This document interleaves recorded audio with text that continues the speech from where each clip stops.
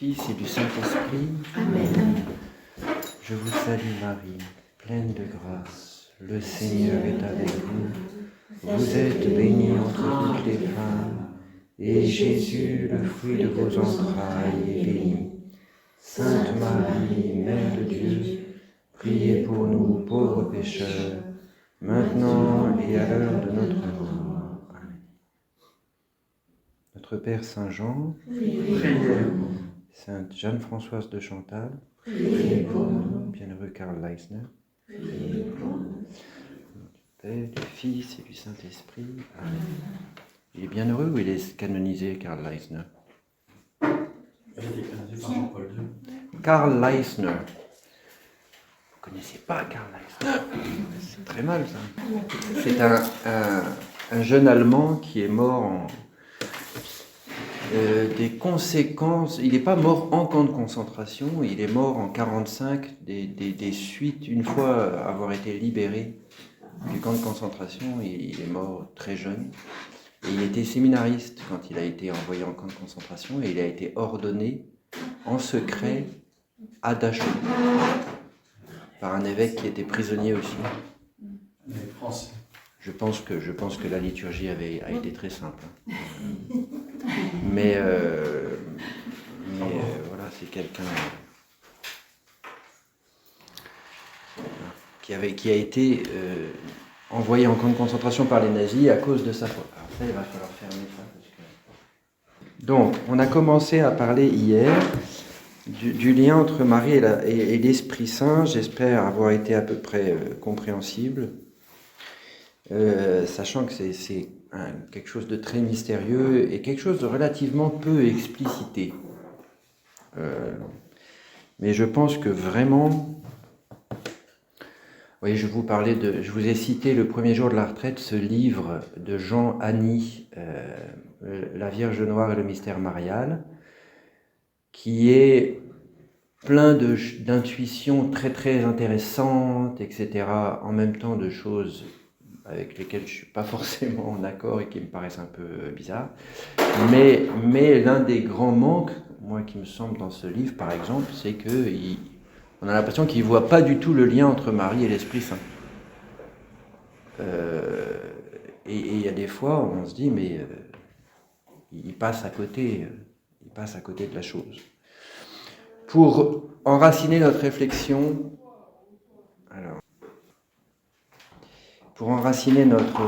dans la Sainte Écriture, et pas parler, tout de suite tomber dans des théories bizarres, je vous rappelle trois choses qui nous montrent dans l'Évangile, le lien très explicite qui existe et très particulier, très privilégié qui existe entre Marie et l'Esprit Saint. Le premier, bien sûr, c'est l'Annonciation. L'Esprit Saint viendra sur toi et la puissance du Très-Haut te prendra sous son ombre. C'est pourquoi l'être qui naîtra sera appelé Saint et sera appelé Fils de Dieu. Donc, l'Annonciation, on l'oublie trop souvent, l'Annonciation, c'est la première révélation explicite du mystère de la Trinité. Avant ça,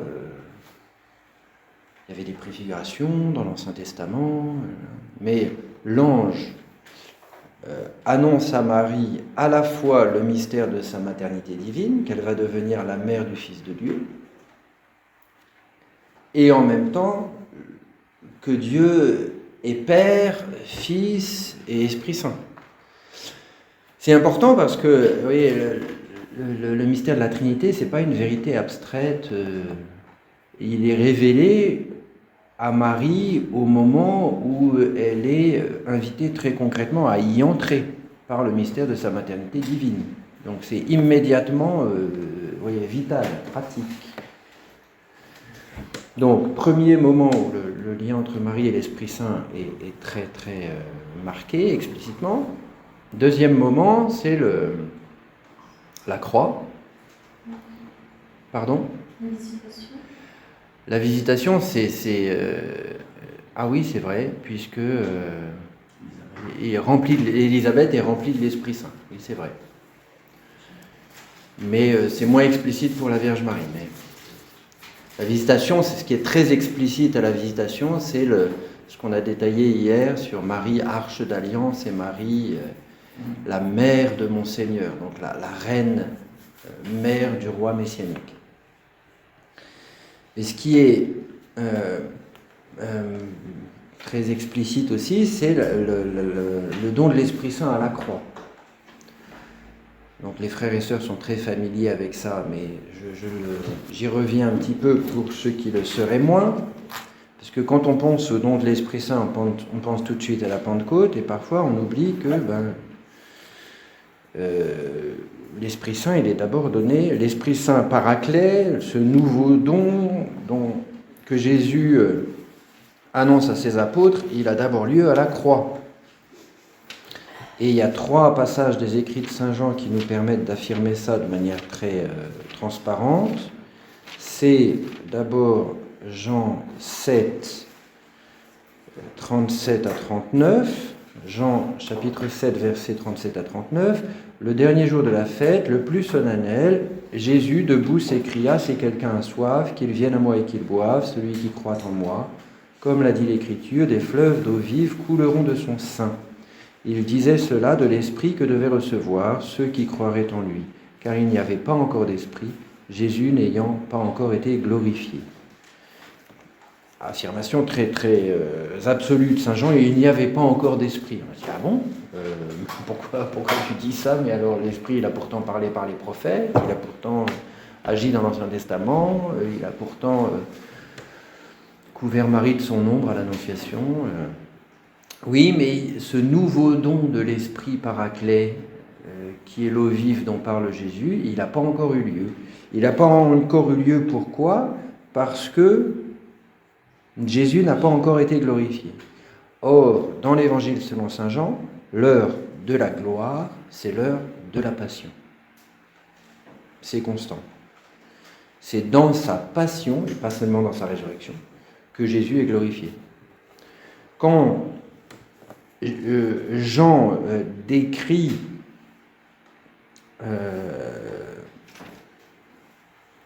la blessure du côté de Jésus, et donc là c'est Jean 19,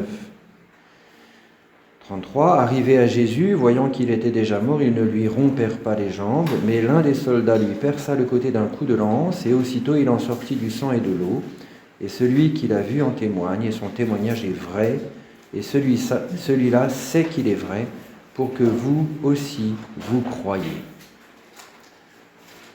Donc, c'est important de prendre la mesure de quand Jean décrit cet acte dont on ne connaît pas trop la raison.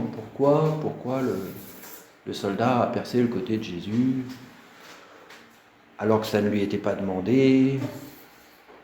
Mais Jean décrit ça, et la conséquence qui est que de l'eau et du sang coulent du côté de Jésus.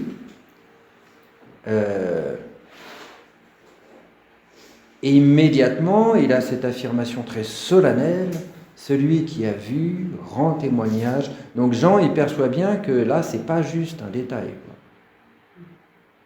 C'est quelque chose de très important, dont il a à rendre témoignage. Et qui est au pied de la croix pour recevoir l'eau et le sang? Marie. Maintenant, le troisième texte qui rend les choses très explicites, c'est dans la première épître de Saint Jean, au chapitre 5. Parce que si on n'avait que ça, ça resterait quand même assez énigmatique. On se dirait, mais quel est le sens de l'eau et du sang qui coulent du côté de Jésus? Saint Augustin dit, par exemple, c'est en fait le moment de la naissance de l'Église, et l'eau c'est le baptême, et le sang c'est l'Eucharistie, et l'Église naît du côté de Jésus, comme Ève est née du côté d'Adam. Ça fait sens, hein? Mais on ne peut pas s'arrêter là. On ne peut pas s'arrêter là du fait que Jean, dans sa première épître, donc chapitre 5, verset 6, c'est lui, Jésus, qui est venu par l'eau et le sang Jésus-Christ, non pas avec l'eau seulement, mais avec l'eau et le sang. Et c'est l'Esprit qui rend témoignage, parce que l'Esprit est la vérité. Ils sont ainsi trois à témoigner, l'Esprit, l'eau et le sang, et ces trois sont d'accord que si nous recevons le témoignage des hommes, le témoignage de Dieu est supérieur, et le témoignage de Dieu, c'est qu'il a témoigné au sujet de son Fils, qui croit. Voilà. Donc, c'est l'Esprit, l'eau et le sang dont nous recevons le témoignage. Donc, l'eau et le sang qui coulent du côté de Jésus sont signes d'un autre don, le don de l'Esprit. C'est les trois ensemble. Ce don de l'Esprit Saint, il est très très important, parce qu'on pourrait dire, d'ailleurs c'est ce que, comme je vous le disais, c'est ce que saint Augustin dit, que l'Église naît à ce moment-là. L'Église, elle naît du don de l'Esprit Saint. L'Église corps du Christ, pas l'Église institution. C'est d'ailleurs, il ne faut pas séparer les deux, mais là, au pied de la croix, Pierre, à qui Jésus a dit « tu es Pierre, et sur cette pierre je bâtirai mon Église », eh bien il n'est pas là. Qui est là comme représentant de l'Église au pied de la croix? Marie. J'insiste sur ce point parce que c'est Jean-Paul II qui parle de ça, des deux profils de l'Église, le profil marial et le profil pétrinien. Et il insiste, donc l'alliance avec Marie et l'alliance avec Pierre, si vous voulez. Et il dit, on peut regarder l'Église sous ces deux angles. C'est la même Église, c'est pas deux Églises, c'est la même Église, mais on peut la regarder sous l'angle de l'alliance avec Marie ou sous l'angle de l'alliance avec Pierre.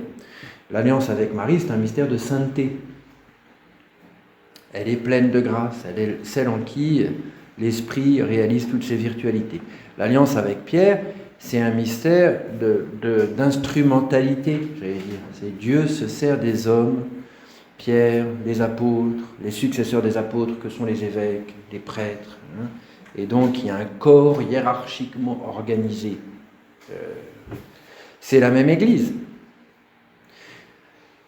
Mais Jean-Paul II, dans le texte où il parle de ça, il insiste bien sur le fait, et c'est intéressant parce que c'est un discours à la curie. C'est dans un discours à la curie, donc on se dit qu'il est en train de leur remonter les bretelles un peu, mais il dit, n'oubliez pas que l'aspect pétrinien, donc l'aspect hiérarchique, il est au service de l'aspect marial, au service d'un mystère de sainteté, au service de l'œuvre de la grâce dans le cœur des fidèles. Et l'Église, on voit ça dans l'Évangile, donc, avant que l'Esprit Saint soit donné le jour de Pâques aux apôtres, quand Jésus souffle sur eux et leur dit « Recevez l'Esprit Saint, ceux à qui vous remettrez leurs péchés leur seront remis ». C'est en même temps l'institution du sacrement de la confession. Avant que l'Esprit Saint soit donné à la Pentecôte en vue de la mission, eh bien, l'Esprit Saint il est donné à la croix. Et il constitue l'Église comme un mystère de sainteté. Et puis, le troisième passage dans le Nouveau Testament qui nous parle du lien entre Marie et l'Esprit Saint, c'est le passage très court dans les Actes des Apôtres qui nous dit que juste avant la Pentecôte, Marie était présente. C'est le premier chapitre des Actes des Apôtres, au verset 14. « Tous, d'un même cœur, persévéraient dans la prière avec quelques femmes, dont Marie, mère de Jésus, et avec ses frères. » C'est la seule mention de la Vierge Marie dans les Actes des Apôtres et dans les écrits postérieurs, qui nous disent ce qui se passe après l'Ascension.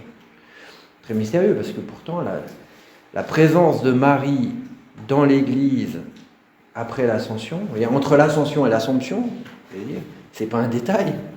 C'est pas un détail.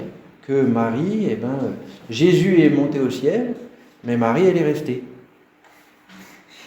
On a envie de dire, mais pourquoi elle n'a pas elle qui était si unie avec Jésus, vous voyez, pourquoi Dieu l'a laissée sur terre à ce moment-là? Eh bien, ce petit verset-là, il nous donne une indication. Quelque part, il fallait qu'elle soit là pour attirer l'Esprit Saint, pour permettre que soit vécu dans l'Église ce mystère de la présence et de l'action de l'Esprit Saint. J'aimerais prendre l'Épître aux Romains au chapitre 8, où saint Paul nous parle beaucoup de l'action de l'Esprit Saint. Parce que, un peu comme ce qu'on a fait hier, je pense que c'est ce qu'on a fait hier en lisant les chapitres, en relisant dans les chapitres 14, 15 et 16 de Saint Jean, les passages où Jésus parle du don de l'Esprit Saint Paraclet, je pense que c'est en voyant mieux le rôle de l'Esprit Saint dans notre vie qu'on voit aussi mieux le rôle de la Vierge Marie. C'est concomitant. On va lire du début, le chapitre 8 de l'Épître aux Romains.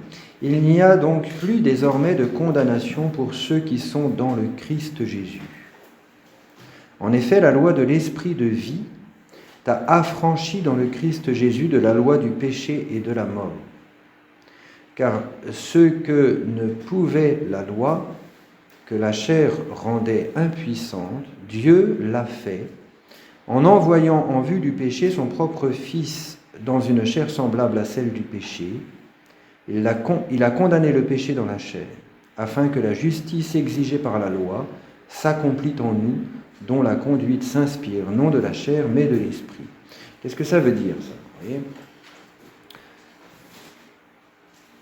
Ceux qui sont dans le Christ Jésus. Comment sommes-nous dans le Christ Jésus? Souvenons-nous de Jean 15. Je suis la vigne, vous êtes les sarments, demeurez en moi comme moi en vous.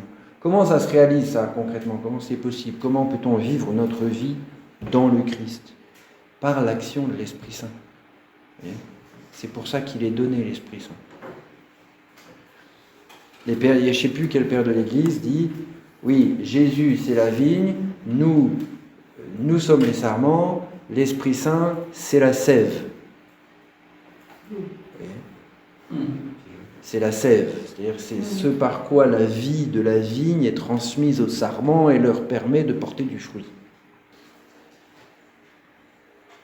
Ceux qui vivent selon la chair, en effet, désirent les choses de la chair. Ceux qui vivent selon l'esprit, les choses de l'esprit. Or, les désirs de la chair... Alors, attention, quand saint Paul parle de la chair, là, c'est pas le corps. Saint Paul, il est très clair sur le fait que le corps, notre corps, c'est un don de Dieu, c'est un bien, nous devons glorifier Dieu dans notre corps. Dans la première épître aux Corinthiens, il explique bien. Votre corps, c'est le temple de l'Esprit Saint. Donc, Saint Pierre, il n'est pas en train de nous dire que le corps, c'est du péché, c'est mal. Non, non. Là, quand il parle de la chair, il parle de notre humanité blessée par le péché. C'est ça qu'il appelle la chair. Notre humanité avec toutes ses tendances au péché. Conséquence du péché originel. Que notre humanité qui peut se laisser influencer par le démon. C'est ça, la chair. Or, les désirs de la chair, c'est la mort. Les désirs de l'esprit, c'est la vie et la paix. Voilà pourquoi les désirs de la chair sont hostiles à Dieu, car ils ne se soumettent pas à la loi de Dieu, ils ne le peuvent même pas. Ceux qui sont dans la chair ne peuvent donc plaire à Dieu. C'est-à-dire ceux qui vivent selon leurs désirs pécamineux, leurs désirs égoïstes. Vous comprenez pourquoi je vous lis ce passage, parce que le thème de cette retraite, c'est Marie, notre mère dans le combat spirituel. Ce que décrit saint Paul ici, c'est le combat spirituel. Le fait qu'en nous, il y a une tendance au péché, et en même temps, une capacité à vivre sous le souffle de l'Esprit Saint. Et que, du coup, ça rend notre vie particulièrement compliquée. En nous, il y a le Fils de Dieu, et puis il y a le Fils d'Adam. Que saint Paul appelle ailleurs le vieil homme. Alors il y a aussi la vieille femme, attention, ne confondons pas. Pour vous, vous n'êtes pas dans la chair, mais dans l'esprit. Si vraiment l'Esprit de Dieu habite en vous. C'est toujours ce langage d'une inhérence mutuelle. Voyez, nous avons à vivre dans l'Esprit. On parlait hier de Marie, le milieu de notre vie de raison. Marie, c'est plus qu'un rôle d'intercession, elle a un rôle de créer un milieu maternel dans lequel nous pouvons vivre la vie selon l'Esprit. Et en même temps, l'Esprit Saint, il est en nous. Vous voyez, on vit dans l'Esprit et l'Esprit Saint doit être en nous. C'est cette inhérence mutuelle qui est le propre de l'amour, en fait. Quand on aime quelqu'un, on porte cette personne en nous, et en même temps, on se porte vers cette personne. On sort de soi pour se porter vers cette personne.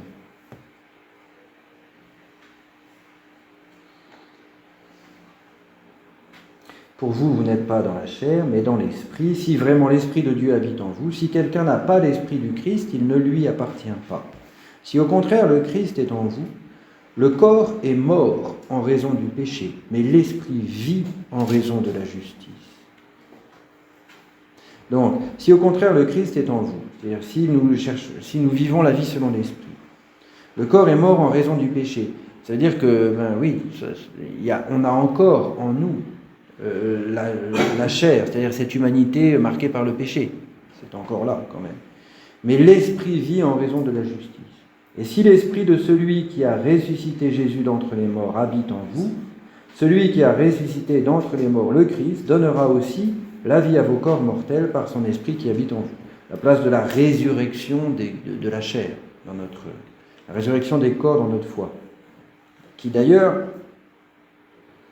peut-être qu'on n'y pense pas assez. Quand on voit les écrits du Nouveau Testament, l'espérance, c'est l'espérance dans la résurrection. Saint Paul, dans la première épître aux Corinthiens, il dit, mais si le Christ n'est pas ressuscité, et si nous n'allons pas ressusciter, notre foi, elle est vide, et nous sommes les plus à plaindre de tous les hommes. Donc, la résurrection des corps, le fait que Dieu, l'intention de salut qui est en Dieu, le fait qu'il veuille nous sauver du péché, de la mort, s'étendre non seulement à notre âme, mais à tout ce que nous sommes, âme et corps, c'est pas un détail, c'est très très très important. Ainsi donc, frères, nous sommes débiteurs, mais non de la chair, pour vivre charnellement. Car si vous vivez charnellement, vous devez mourir. Mais si par l'Esprit, vous faites mourir les œuvres du corps, vous vivrez. Tous ceux, en effet, qui sont conduits par l'Esprit de Dieu sont enfants de Dieu. Alors ça, affirmation très très importante. Il ne suffit pas d'être baptisé, il ne suffit pas de recevoir les sacrements. Il s'agit, oui, ça aide, hein, ce n'est pas des détails, mais tout cela est au service de vivre une vie conduite par l'Esprit de Dieu. Aussi bien, vous n'avez pas reçu un esprit de servitude pour retomber dans la crainte, mais vous avez reçu un esprit d'adoption qui nous fait crier « Abba, Père ». Le rôle de l'Esprit, c'est de nous faire vivre comme des enfants bien-aimés. Quand on parle d'adoption, il faut se méfier un petit peu, parce que je ne sais pas comment vous recevez ce mot d'adoption, mais selon la mentalité d'aujourd'hui, vous voyez, on a tendance à imaginer que l'adoption, c'est comme un succédané de filiation, quoi. Quelqu'un qui est un fils adoptif, c'est-à-dire qu'il n'est pas vraiment un fils, quoi. Il est un fils adoptif. Dans l'Antiquité, c'était l'inverse. Dans l'Antiquité, c'était exactement l'inverse. C'est-à-dire que, par exemple, chez les Romains, le père de famille, il avait l'autorité. Son autorité essentielle, c'était quand sa femme accouchait d'un enfant, il pouvait l'adopter ou ne pas l'adopter. Il pouvait le reconnaître comme fils ou pas. S'il ne le reconnaissait pas comme fils, l'enfant était abandonné dans la rue, dévoré par les chiens. Oui, c'était, dans l'Empire romain, c'était comme ça. Donc dans l'Antiquité, l'adoption, c'est ce qui constitue la filiation. On peut se glorifier d'être le fils adoptif. Tous les empereurs romains, par exemple, la plupart des empereurs romains, ils n'étaient pas fils biologiquement les uns des autres. L'empereur, il adoptait, il dit, je l'adopte lui, comme ça il sera mon successeur. Donc l'adoption, en ce sens, c'est ce qui constitue la filiation. Un esprit de fils adoptif, c'est-à-dire un esprit qui nous fait vivre de ce que Jésus a dit à ses apôtres, ce n'est pas vous qui m'avez choisi, c'est moi qui vous ai choisi et qui vous ai établi afin que vous alliez, que vous portiez du fruit et que votre fruit demeure. Donc l'Esprit Saint nous fait vivre de ce choix de Dieu sur nous, ce choix d'amour de Dieu sur nous. Il nous fait vivre en enfants bien-aimés du Père. Et il nous fait crier « Abba, Père ». Le rôle de l'Esprit Saint par rapport à la prière. Il est celui qui nous permet de nous tourner vers Dieu comme notre Père. L'Esprit lui-même témoigne à notre esprit que nous sommes enfants de Dieu. Vous voyez ? Que ce n'est pas juste une métaphore, que Dieu est notre Père. Parce que en recevant l'Esprit Saint, nous recevons la vie de Dieu. Enfant, donc héritier de Dieu et co-héritier du Christ, s'il est vrai que nous souffrons avec lui pour être aussi glorifiés avec lui. Oui, j'estime que les souffrances du temps présent sont sans proportion avec la gloire qui doit se révéler en nous. La création attend en effet avec impatience cette révélation des enfants de Dieu.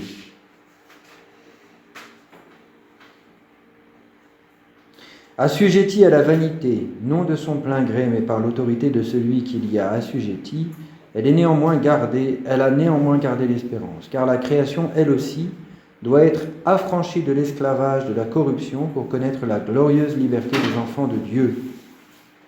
Nous savons en effet que présentement encore, la création tout entière gémit dans les douleurs de l'enfantement. Alors il a écrit ça il y a 2000 ans. Là, la création, ça fait un peu longtemps qu'elle est en salle de travail. Vous voyez, l'accouchement se prolonge. Et plus ça va, plus ça fait mal. Plus ça va, plus ça fait mal. Mais tout ça, c'est pour nous ouvrir à la gloire. Elle n'est pas seule, nous aussi qui possédons les prémices de l'Esprit. Ça veut dire quoi, les prémices de l'Esprit ? Ça veut dire que le don de l'Esprit Saint, c'est déjà la vie éternelle. Voyez ? La vie selon l'Esprit, c'est déjà la vie éternelle. La vie d'enfant de Dieu, c'est la vie du ciel anticipé.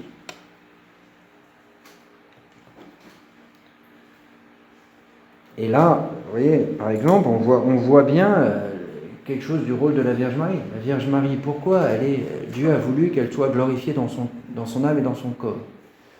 Notre mère est au ciel. Elle nous conduit à vivre déjà quelque chose du ciel. C'est le mystère dont nous parlions hier. Elle est au ciel, elle est dans la gloire, elle est dans la vision béatifique, elle est glorifiée dans son âme et dans son corps, et en même temps, elle est mère de l'Église, notre mère. Elle nous porte alors que nous sommes encore en chemin. C'est cette situation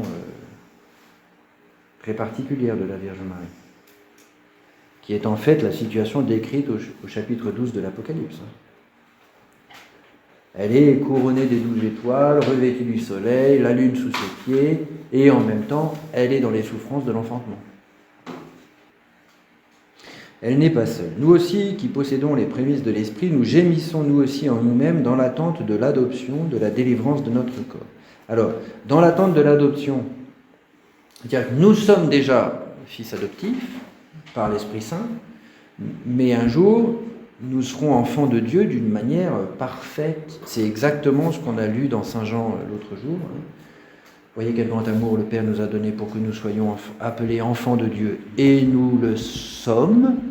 Ce que nous serons ne paraît pas encore clairement, mais nous savons que lorsqu'il paraîtra, nous lui serons semblables parce que nous le verrons tel qu'il est. Donc, dès maintenant, nous sommes enfants de Dieu.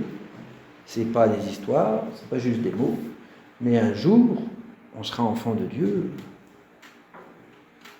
de manière parfaitement configurée au Christ, d'une manière que l'enfant de Dieu, pour l'instant, en nous, il est voilé. Voyez, quand je vous regarde, je ne vois pas immédiatement votre sainteté. J'aimerais bien, hein. C'est pas transparent, voyez, c'est pas transparent. Et bien, au ciel, tout en nous sera pris et parfaitement configuré au Christ. Et ça resplendira,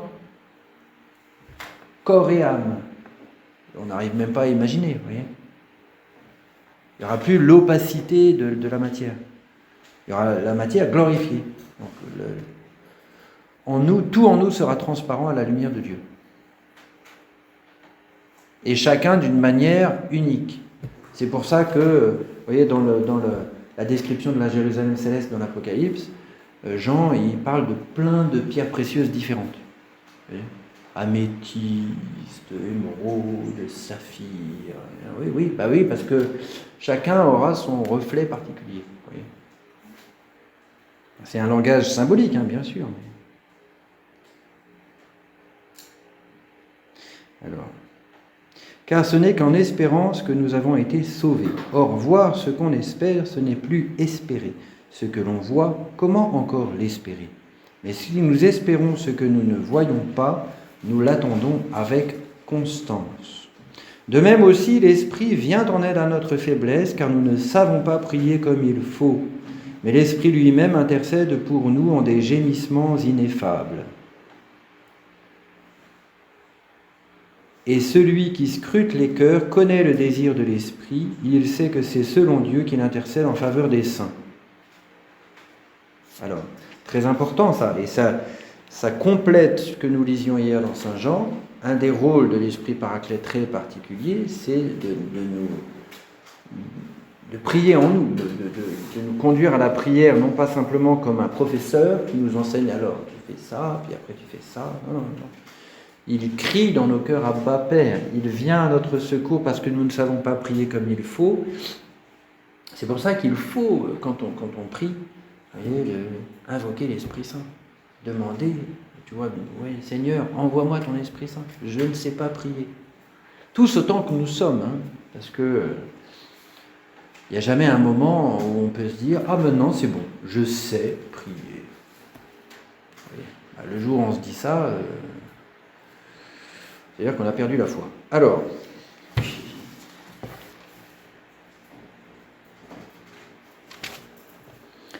nous savons d'ailleurs que Dieu fait concourir toutes choses au bien de ceux qui l'aiment, de ceux qui sont appelés de par son dessein.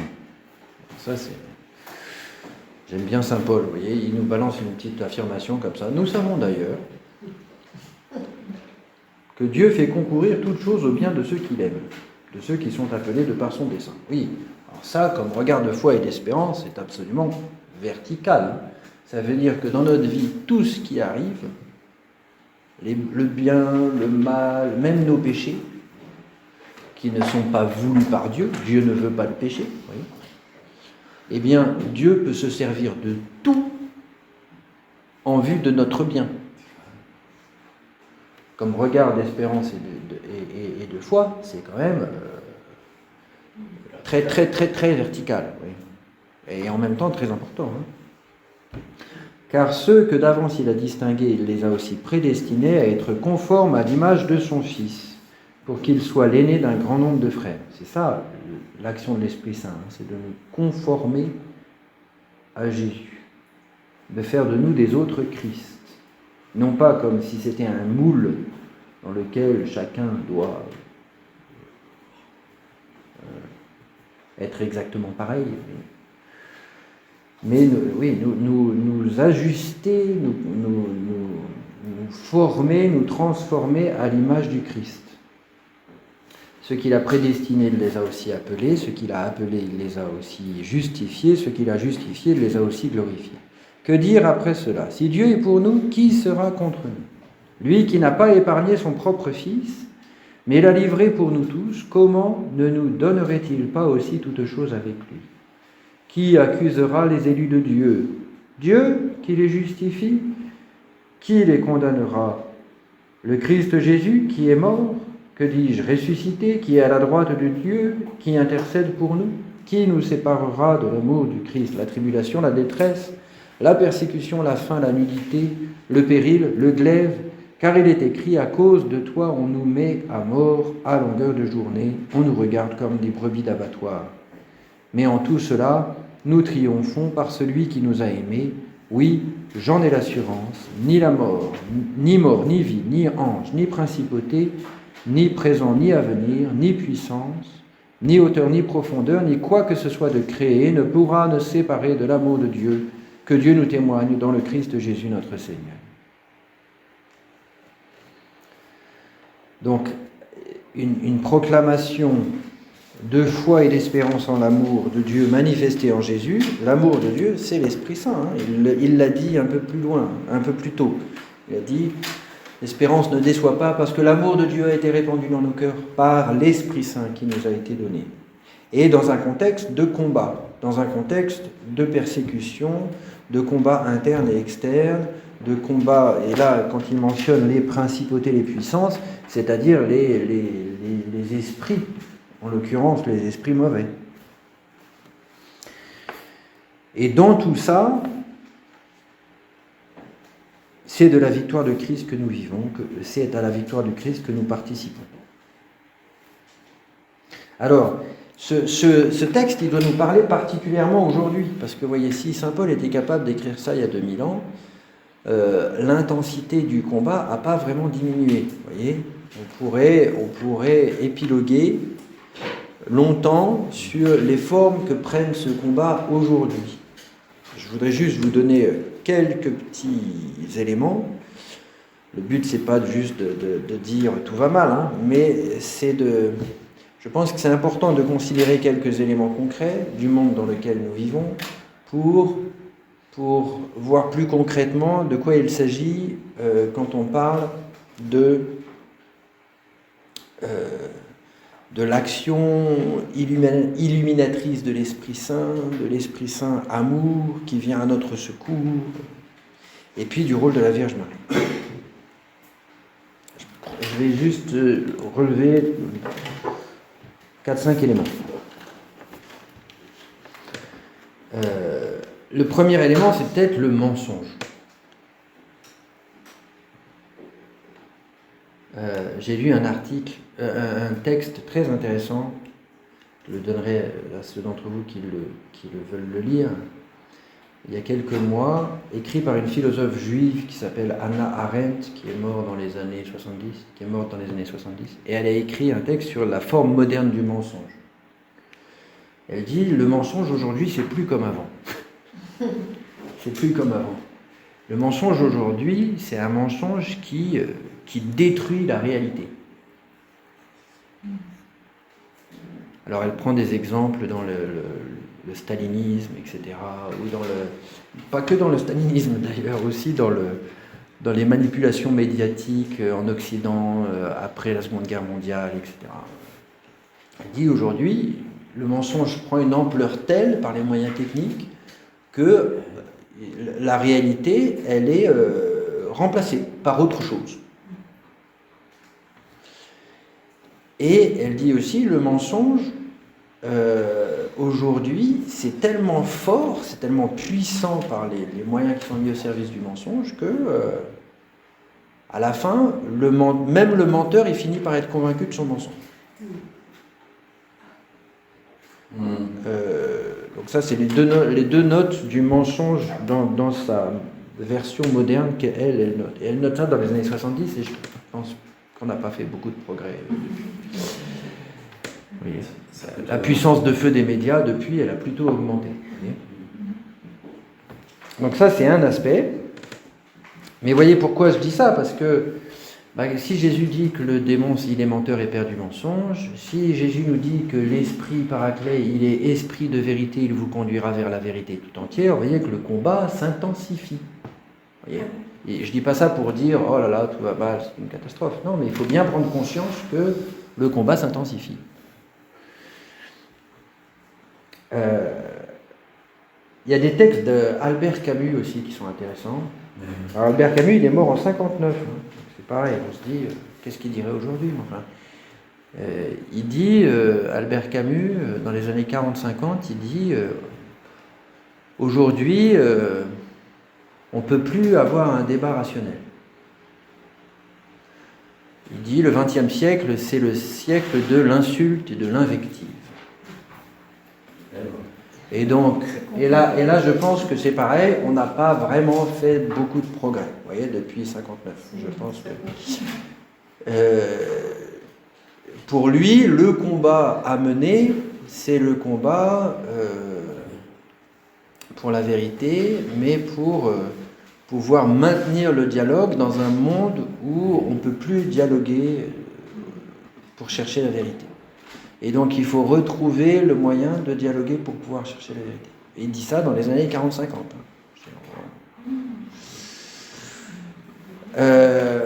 Donc ça, c'est voilà, un autre... Il y a un autre auteur, alors là beaucoup plus récent, qui s'appelle Douglas Murray, qui est un auteur un peu bizarre, et qui a écrit un livre en 2019 qui s'appelle La folie des foules, et sur plein de questions très polémiques. Mais il a des notes intéressantes sur l'effet qu'ont les médias sociaux aujourd'hui. Et il dit, l'un des effets, c'est que le monde dans lequel on vit aujourd'hui, c'est un monde sans miséricorde. Il n'y a pas de pardon. C'est-à-dire que même si vous avez eu une parole déplacée il y a 20 ans, c'est enregistré. Okay ? Donc on vous le ressortira jusqu'à la fin de votre vie. Il n'y a plus de miséricorde. La miséricorde, c'est fini. Il dit aussi, l'un des effets de l'usage des médias sociaux aujourd'hui, c'est que on est dans l'immédiateté de... Bon, ça, on le sait tous, hein, ça relève de l'évidence. On est dans l'immédiateté de la réaction émotionnelle. C'est-à-dire qu'on ne réfléchit plus. Et on est un peu comme ce que disait Camus, on n'est plus capable d'avoir un débat argumenté où on dit un truc, l'autre dit bah non, je ne suis pas d'accord, mais il me semble que ça c'est faux. Aujourd'hui, on n'est que dans la réaction émotionnelle immédiate. Et du coup, là encore, obstacle à la recherche de la vérité, qui est quand même ce pourquoi nous sommes faits. Voilà, c'est juste quelques petits éléments que je donne. Le but, encore une fois, c'est pas de noircir le tableau. Hein. La grâce de Dieu agit dans notre monde, elle agit dans les cœurs, elle est présente. Il y a les fruits de sainteté contemporains. Mais tout cela a lieu au milieu d'un combat dont entre la lumière et les ténèbres qui s'intensifie. Dans ce contexte, vous voyez que quand saint Paul nous dit « Vous n'avez pas reçu un esprit d'esclave pour demeurer dans la crainte, vous avez reçu un esprit qui fait de vous des fils. » Quand saint Paul nous dit ni la mort, ni la vie, ni les persécutions nous séparera de l'amour du Christ. En lui, nous sommes plus que vainqueurs. Voilà. Tout ça, c'est dans ce contexte qu'il faut le dire, dans le contexte d'un combat qui est le nôtre aujourd'hui, et dans lequel nous avons à vivre sous le souffle de l'Esprit Saint. Et c'est dans ce contexte-là que Marie nous est donnée comme mère. C'est aussi dans ce contexte-là que, là, il faut quand même le reconnaître de manière évidente, que, quelque part, la présence de la Vierge Marie dans l'Église se fait de plus en plus explicite. Se manifeste non seulement par des apparitions multiples et variées, et surtout, il y a toujours eu des apparitions de Jésus, de la Vierge Marie, Mais depuis le 19e siècle, c'est quand même un peu un festival. Je veux dire, il y en a... Festival Marial. Oui, enfin constant. Je veux dire, il y en a partout, plein. Mais c'est pas que ça. Vous voyez, ça, c'est des signes. Il y a d'autres signes. La proclamation des dogmes, Mario, de l'Immaculée Conception. L'Immaculée Conception, c'est quoi 1854 Non 58 54, je crois. La proclamation du dogme de l'Assomption, 1950. Donc des vérités qui ont toujours été crues dans l'Église, 50. Des vérités qui ont toujours été crues dans l'Église, mais dont le successeur de Pierre, sous le sceau de l'Esprit Saint, discerne que là, il faut les proclamer solennellement comme des dogmes. C'est quand même pas rien, la proclamation d'un dogme, vous voyez ? Ou la proclamation, pas dogmatique celle-ci, mais quand même très significative. Pendant le Concile Vatican II, Paul VI a déclaré officiellement Marie, mère de l'Église.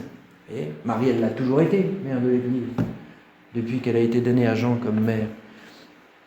N'empêche que le pape l'affirme en assumant toute la tradition qui le précède, de saint Augustin, d'Origène, des théologiens médiévaux, etc., et qu'il proclame Marie, mère de l'Église, en plein concile, en présence des évêques du monde entier. Vous voyez, il y a des signes forts. Il y a des signes forts. Aussi le fait que dans un monde qui devient de plus en plus un désert spirituel, les lieux de pèlerinage mariaux deviennent de plus en plus des oasis spirituelles, des lieux de lumière un peu au milieu des ténèbres. Tout ça sont des signes d'une réalité très profonde.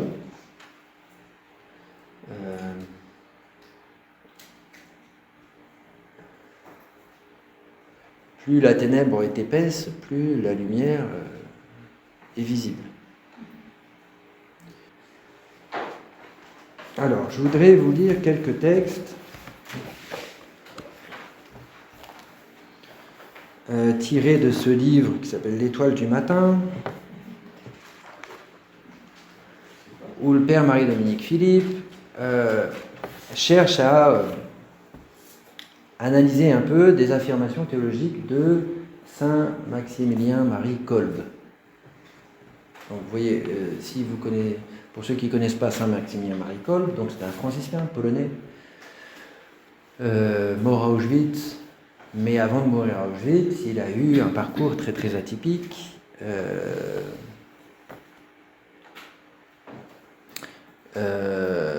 Par où commencer ? Peut-être commencer par le fait que c'est quelqu'un qui a eu la tuberculose quand il était gamin et qui a vécu toute sa vie avec un quart de poumon.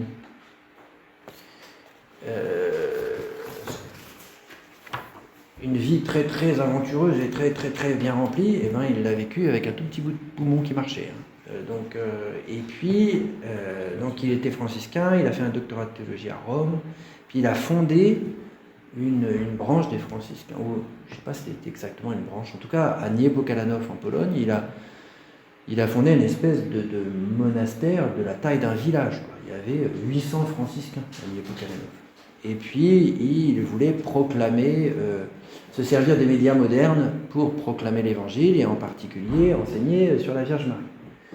Il a été des premiers qui ont fondé une radio chrétienne, il a fondé un journal, Chevalier de l'Immaculée, qui titrait à 100 000 exemplaires par semaine.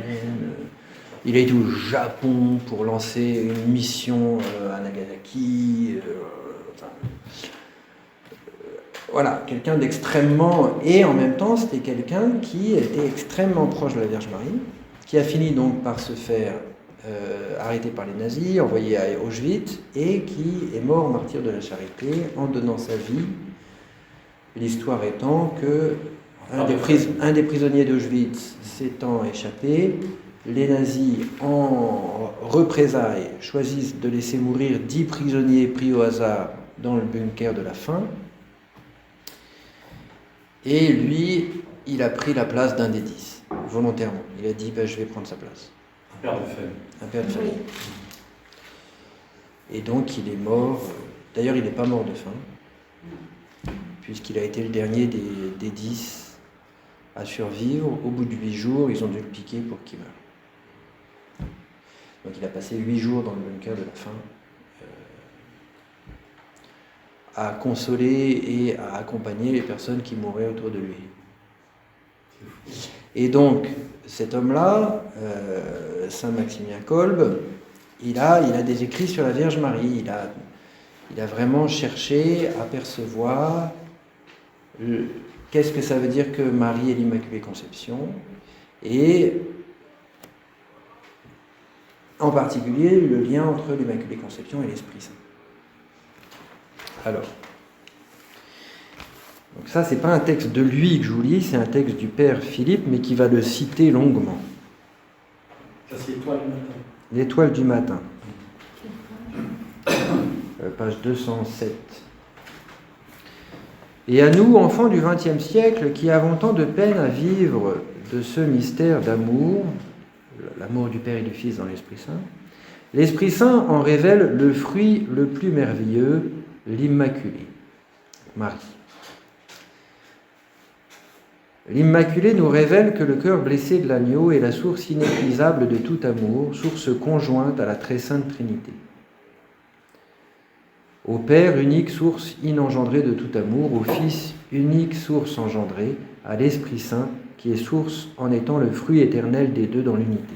Donc, là, c'est beaucoup de choses en peu de mots, hein, mais qu'est-ce que ça veut dire ? Ça veut dire que l'Immaculée nous révèle la fécondité du cœur de l'agneau, c'est-à-dire du cœur de Jésus, du sacrifice de Jésus sur la croix. Pourquoi ? Parce que elle est préservée du péché, elle est pure. Comment elle est préservée du péché ? Par le sacrifice de Jésus sur la croix. Elle est la première des rachetés. C'est la seule puissance qui est victorieuse du péché, c'est le sacrifice de Jésus sur la croix. C'est ce qui est dit dans la proclamation du dogme de l'Immaculée Conception. Elle n'est pas pure comme Adam et Ève avant le péché. Vous voyez ? Comme si elle pouvait se débrouiller toute seule et comme si elle n'avait pas besoin de la grâce de Jésus crucifié. Non. Elle est pure en vertu des mérites de Jésus crucifié. L'Immaculée, étant comme le fruit personnel des trois dans le cœur blessé de l'agneau, nous révèle la fécondité infinie de son origine cachée. N'est-elle pas, alors là c'est des citations du livre de la sagesse, n'est-elle pas une émanation toute pure de la gloire du Tout-Puissant, un reflet de la lumière éternelle, un miroir sans tache de l'activité de Dieu ? Vous voyez, cette fécondité parfaite que la grâce de la croix a en Marie fait d'elle un espèce de miroir du mystère de Dieu. Nous sommes, nous, êtres humains, créés à l'image et à la ressemblance de Dieu. Et vous voyez, chez nous, le miroir, il est un peu fêlé. Il y a un peu de la buée quand même. C'est pas en Marie, la toute pure, en vertu du sacrifice de Jésus sur la croix, le mystère de Dieu, elle est transparente au mystère de Dieu. Parce qu'elle est la fécondité parfaite de ce mystère. À nous, les derniers, les benjamins de l'Église, ceux qui devront subir les grandes luttes, les combats les plus périlleux, c'est de ça qu'on vient de parler, l'Esprit, par l'Église, révèle ce grand secret, l'Immaculée. En nous le révélant, il nous le donne. L'Immaculée nous est donnée pour que nous comprenions mieux le mystère unique d'amour de Dieu, de son amour personnel, l'Esprit Saint, le Paraclet. Ça, c'est pareil, en peu de mots, il y a beaucoup de choses qui sont dites. Dieu nous révèle le mystère de l'Immaculée Conception. Proclamation du dogme, le fruit de toute la tradition de l'Église, ça nous est révélé. Et ce que dit le Père Philippe ici, c'est que en nous le révélant, il nous le donne. Ça veut dire quoi ? Ça veut dire que quand Dieu s'adresse à nous révèle des choses, c'est pas juste une information. Vous voyez ? C'est pas juste... c'est encore une expression du Père Philippe qui me vient à la tête. Il disait, la révélation, c'est pas une vitrine. C'est pas... vous êtes derrière la vitrine, puis vous regardez, mais vous pouvez pas toucher. Non. Ça nous est donné pour qu'on en vive. Et donc, c'est vrai aussi de l'Immaculée Conception. Ça nous est donné pour qu'on en vive, quelque part. C'est pas juste, oh c'est beau ce privilège que la Vierge Marie a. Oh, c'est beau. Non, vous voyez ? Non. Non, il s'agit d'en vivre. Attentif à la grandeur de cette révélation, le Père Kolb comprend combien elle nous dépasse et avec quel amour nous devons la recevoir. C'est pourquoi il est si impressionné par la manière dont Marie parle à la petite Bernadette à Lourdes. Sainte Bernadette qui a reçu l'apparition de la Vierge Marie à Lourdes. Donc là, à partir d'ici, c'est un texte du Père, de Saint Maximilien Kolb. Donc citation de Saint Maximilien. Elle ne dit pas dans l'apparition de Lourdes « Je suis conçue immaculée », mais « Je suis l'Immaculée Conception ». Par là se précise non seulement le fait de la conception immaculée, mais aussi le mode par lequel ce privilège est le sien. Ce n'est donc pas quelque chose d'accidentel, mais cela appartient à sa nature. Elle est elle-même conception immaculée. Immaculée Conception, ces mots sont sortis de la bouche même de l'Immaculée. Donc ils doivent montrer de la façon la plus précise et la plus essentielle qui elle est. Qui es-tu, ô Immaculée Conception ? Tu n'es pas Dieu, car il n'a pas de commencement, ni ange, créé directement de rien, ni Adam, formé du limon de la terre, ni Ève, tirée de la côte d'Adam, ni non plus le Verbe incarné, qui en tant que Verbe existe depuis les siècles et est plutôt conçu que conception. Les enfants d'Ève n'existaient pas avant leur conception.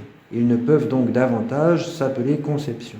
Mais tu diffères aussi d'eux tous, car eux sont conception maculée par le péché originel, tandis que toi seul es la conception immaculée. Donc là, voilà. On va continuer cet après-midi, mais là, vous voyez, un saint qui cherche à recevoir toute la lumière que Dieu lui donne, et dit, mais là, il y a quelque chose, là.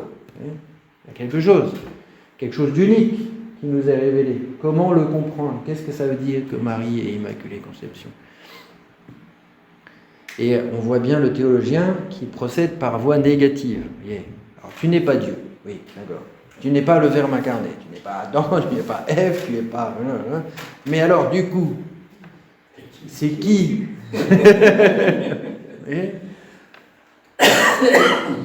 C'est important, vous voyez, c'est pas juste couper les cheveux en quatre. Hein. Il s'agit, une lumière nous est donnée, il s'agit d'essayer de la recevoir pleinement. Et donc, et si elle nous est donnée, c'est parce qu'on en a besoin, c'est parce qu'on a à en vivre.